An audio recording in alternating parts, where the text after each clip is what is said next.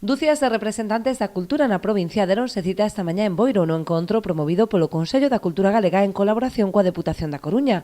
O obxectivo da xornada era abordar o acceso á cultura como un dereito de toda a cidadanía. Pois a Deputación da Coruña, a área de cultura, xa leva dende o ano 2018 falando de participación. De feito, o noso lema, o eslogan, de alguma forma é a cultura é un dereito, non? E creemos un pouco que todas e todas debemos opinar, debemos formar parte de que tipo de cultura facemos, de que cultura estamos a facer, incluso saber e avaliar se estamos facendo a cultura que queremos facer e se está chegando a todo o mundo, porque esa é a nosa intención como ente provincial, chegar a todos os concellos, a todas da provincia, a todos aqueles recunchos, incluso preguntarnos a donde non chega, porque non chega, non? Escoitar esos silencios que a menudo suceden e logo estar en foros como este, participativos, donde hai un montón de persoas que están traballando nos espazos e que a partir deles podemos un pouco tamén escoitar todas esas voces, no? Esas mediadoras que fan un papel importantísimo entre as institucións, como é o caso da Deputación da Coruña, e todas as persoas que forman parte da cultura, porque sempre decimos que a cultura somos todas e todas formamos parte dese proceso co cal todas temos dereito a opinar, a repensar o modelo e a seguir un pouco traballando en el. Entonces, dende a área de cultura estamos, eu creo que moi implicados e moi inmersos en que tipo de cultura queremos facer e como a queremos facer. Tivo lugar no Pazo de Goiáns, un dos polos culturais máis dinámicos non só de Boiro, senón de toda a comarca, que acolle de máis numerosas iniciativas relacionadas co asociacionismo. É un orgullo albergar, non, neste Pazo de Goiáns o Consello da Cultura Galega. Para nós é un honor, e a verdade é que este Pazo representa tamén a cultura e a participación, non?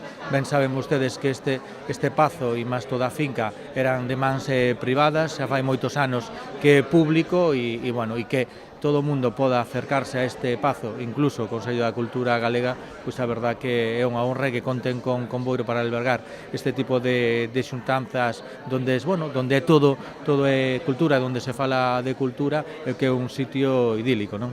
O novo marco legislativo coa recente creación da Dirección Xeral de Dereitos Culturais pretende garantir unha participación activa da cidadanía na cultura, non só a hora de consumila, senón tamén de producila. Pois este encontro forma parte dun proxecto que se desenvolve dende a Comisión Técnica Temporal de Políticas Culturais e Xestión Cultural. Corresponde a unha das súas liñas estratégicas, hai unha que é sobre políticas culturais de análise e outra sobre dereitos culturais, que é onde se engloba esta xornada. É un pouco co gallo do Plan de Dereitos Culturais de carácter estatal, máis coa Lei de Accesibilidade de carácter autonómico, criamos a necesidade de tomar o pulso da accesibilidade na cultura no territorio, que mellor forma que facelo con sesións de recollidas ao longo de todo o territorio das 4 provincias. Se trata de entender a participación en todos os seus círculos, non é exclusivamente de falar en abstracto, sino falar en concreto. Cando falamos de participación non falamos de que o público acceda a facer algo, pero tamén o dereito a participar en todo o proceso, non? Dende o momento de xénesis e como se fai, que entendemos por participación, e iso si que lanzamos ao voso público que nos este vendo, non? Cando falamos de acceso á cultura, que entendemos? Cando falamos de participación, que entendemos? Entón é un pouco poñer o foco en eso, porque ás veces tamén o valor das palabras leva a que se incumpla, non carecendo, tendo boa vontade, pero que non se está facendo realmente como se ten que facer o traballo dende a cultura para cumprir cos dereitos, non? Ademais do debate, no que recolleron as inquedanzas dos distintos axentes culturais, a xornada serviu para analizar algúns casos prácticos de proxectos culturais promovidos polo tecido asociativo, como o Feirón Mariñeiro de Rianxo ou Escoradanza. Vamos a presentar 6 proxectos marcados precisamente pola participación cidadá. Un é o Feirón Mariñeiro de Rianxo, tamén está aquí a xente da Dorna, que é un gran evento na comarca que se caracteriza precisamente pola participación cidadá, é unha actividade feita pola cidadanía. Pero despois está o Castelo Conta, que é un festival que dirixe Xosé Antonio Touriñán, que está aquí presente hoxe tamén. Tamén está Contos do Mar, que é unha actividade ben bonita que recolle nos obradoiros de memoria as historias de vida das mulleres maiores, que despois se convirten en audioguías para contarlle aos turistas a historia da Costa da Morte a través das vidas destas mulleres. Tamén está o Pasabodegas de Vedra, que é unha actividade de música tradicional tamén amplamente participada. Todos os proxectos son caracterizados pola participación cidadá.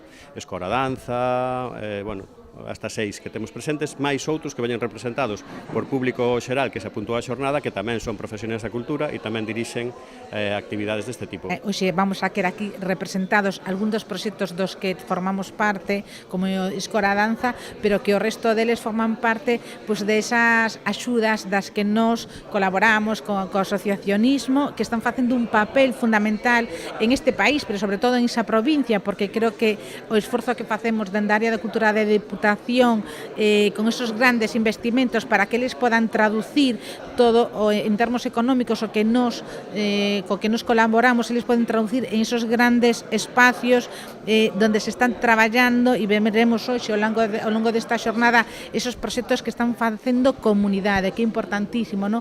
Falar desa comunidade que ademais Galicia eu creo que de alguma forma é pioneira, no? Es decir, as festas, as representacións teatrais, os espazos escénicos, ese asociacionismo que de alguna forma levamos noso ADN, eu creo que temos que poñer en valor eso que existe aquí no noso territorio, pero que non existe no resto dos territorios, que é moi distinto sobre todo. Esta é a primeira das 4 xornadas que se desenvolverán en toda Galicia, unha en cada provincia, e que concluirán en outono cun encontro final para expoñer as conclusións.